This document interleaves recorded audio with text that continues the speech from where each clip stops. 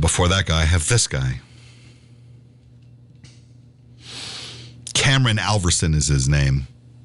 His New Year's Eve didn't go well. It certainly didn't go as expected.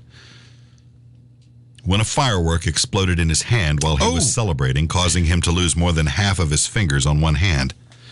Well, they're not an even number as it is, so getting half is going to be a problem. Well, it's 2.5. He said, I lit off 2 fireworks, and then the third one was like a dud, and I went to, check it, and it, just blew up in my hand. That's what they do. Because you're an idiot. He was shooting off fireworks when one did not fully go off, and when he went to pick it up, the mortar shell that he had lit exploded in his hand. Wow. He said, I couldn't see anything, and my hands were numb.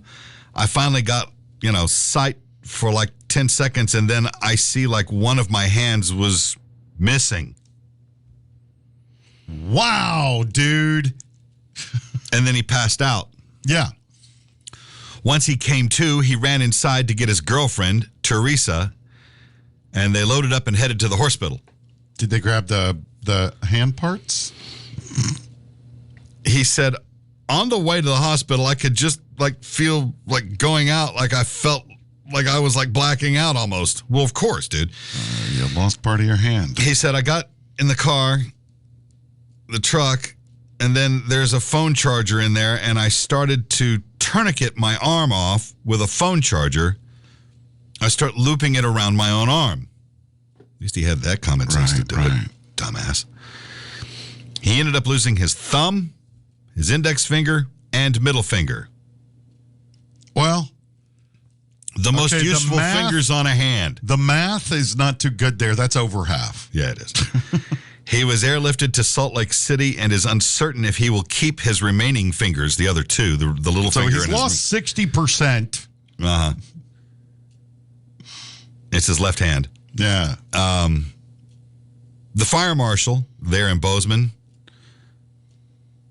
Scott Mueller, said you should never approach fireworks once they've been lit, and make sure you are protecting yourself. Or, don't use them at all. We kept bottles of water when we did sure. You did, nearby. Yeah, and if one seemed to be kind of a dud, you hose it down real quick. Hose it down, right. It didn't cost but a third of a penny. Right. And now it's going to cost him 60% of his hand and maybe all of his hand. Fire Marshal Miller said, if you were to approach it and it hadn't gone off, maybe having a metal bucket or something to actually cover it to protect yourself. Or, douse it in water. Yeah. Alverson does not have health insurance, as most of America. Correct. And says he won't be able to work construction for a long time. Oh, God. Oh. So. Wow, man. His girlfriend has started a GoFundMe hoping for support.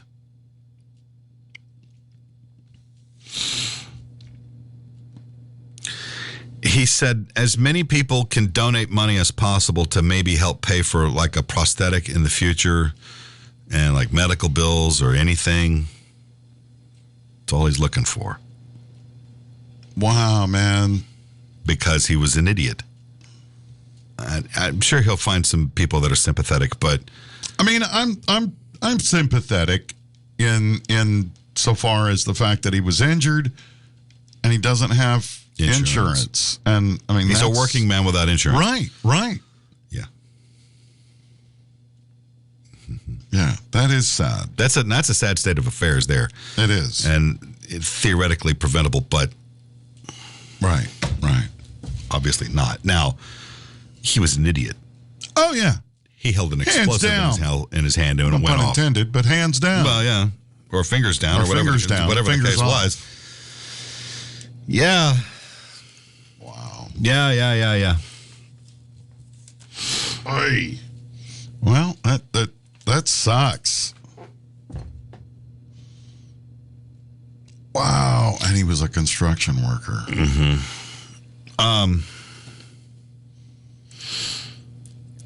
Look, fireworks are, no pun intended, a blast. They're a lot of fun. Right. Under really controlled circumstances and knowing what it is that you're involving. You're setting shit on fire intentionally. Yeah. Hoping for an explosion. Right. Yeah. They're cheap.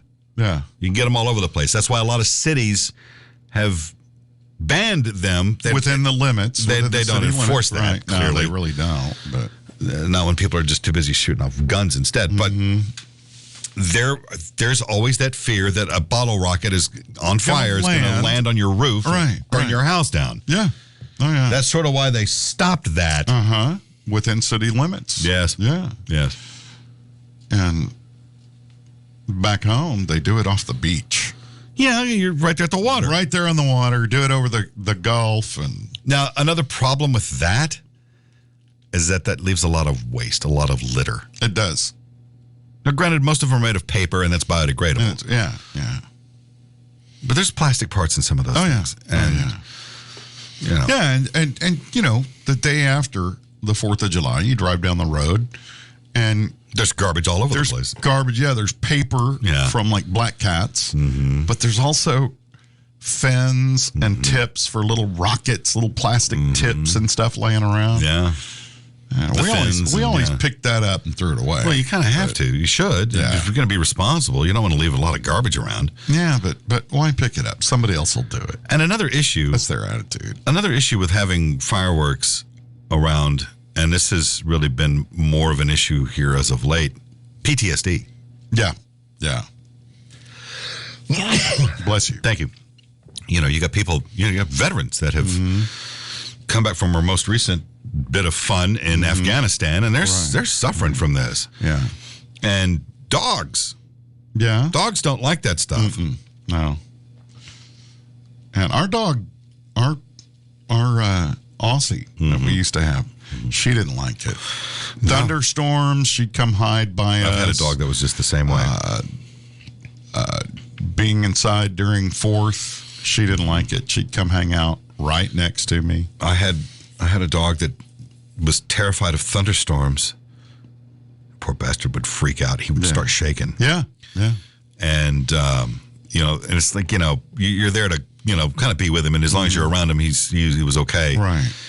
But, man, with the holidays and the fireworks. Oh, yeah. And the mortars that they launch in the backyard around where I live. Right. You couldn't stop that, and that poor dog was just going crazy. And it was going till like 3 or 4 in the morning. And right. Cops didn't give a shit, you know. No, yeah. It seems like your neighbors somebody would go, "Hey, man, can you just like cut We've it done off that. there?" We've all screamed from our back patio, "Stop it!" At 3 o'clock It's in the 3 morning. a.m., man. Right. The holiday's over. Right. It's over. We get it. You're happy. You want to set shit on fire, knock yourself out, but not here. But let's end it now. Go somewhere else with that. Go out in the county. Go down to Tomley Park. Go down anywhere but here. The cops don't give a shit in the neighborhood. They sure as shit don't give a damn about what you do down by the river. Right. You want to be that kind of guy? Go do it. It's safer by the river anyway. Yeah, of course it is. Life is hard. It's even harder when you're being that guy. And now Radio Memphis in the Morning presents How Not to Be That Guy. Hey, that guy, when you do something stupid like, you know, blow off your hand, going to GoFundMe is not a good look either, dude. Really not. It's kind of hard to get sympathy for being a dumbass. Oh, you blew up your hand. Wow, sorry, dude. Maybe perhaps you should have, not picked that up. Yeah. I mean, come on, really? Yeah, do you have to be like that? And that's the problem with GoFundMe is that's all it is now. It's all medical stuff. Yeah. That should be clearly indicative of a situation as far as our healthcare is concerned in this country. Yeah, that's true. That's true. Yeah, GoFundMe, I remember was like people, it was sort of like Kickstarter. And it was people that had business ideas or film they were going to make a record ideas. Yeah. And then needed to raise some money. It's turned into this medical thing. Yep. Alvin blew his hand off getting drunk and playing with fireworks, and we need you to help. Yeah. Because what, stupid gets rewarded? Right. Well, sorry about your hand, dude. Somebody will donate, I'm sure. Oh, sure there are. And they're the like-minded ones that would have done the exact same thing. Right. Birds of a feather, you say. Yeah. You know. If I had extra money to throw at the dude, I might donate. But I don't have the cash to do that, so I'm worried about my own fingers. Well, yes. I want to keep all of mine. So. I worry about the act of going from my front door to my car sometimes. Yeah. Oh, yeah. You know. That's worrisome at times. Yeah. Sure. Yeah. Or slipping in the tub whilst taking a shower. Oh, worried about that. That's why I got a mat. Well, yes. Yes. And my wife is notorious for putting all sorts of weird shit in the tub when she's in there with it. Yeah. And that makes it even slicker. Oh, slick doesn't even, I mean, science should use this as a frictionless lubricant of some sort. Yes. You could power a machine with that. It's horrible. Oh, yeah. You know, apparently that's like the most dangerous room in the house. It is. The bathroom is pretty much the dangerous place in the house. Except for when you drag a ladder into another room to do something. Then that becomes dangerous. Right. Anywhere the ladder is. Well, yeah. Yes. Mm-hmm. I'm to that point now where I refuse to get on my own roof. Yeah. I'm hiring somebody to do that. I'm not, going up it and getting onto the roof is one thing. It's coming back down. That's the nerve-wracking part. Yeah, exactly. That was always the nerve-wracking part. It still is. Yeah, it doesn't matter how old even or as young a child. Yeah. No. It's like, this is cool. I can go up here and do this. And I was going, I gotta get down now. Yeah. Yeah, get down. It's that one step. And you're to the one place. Yes. Yeah.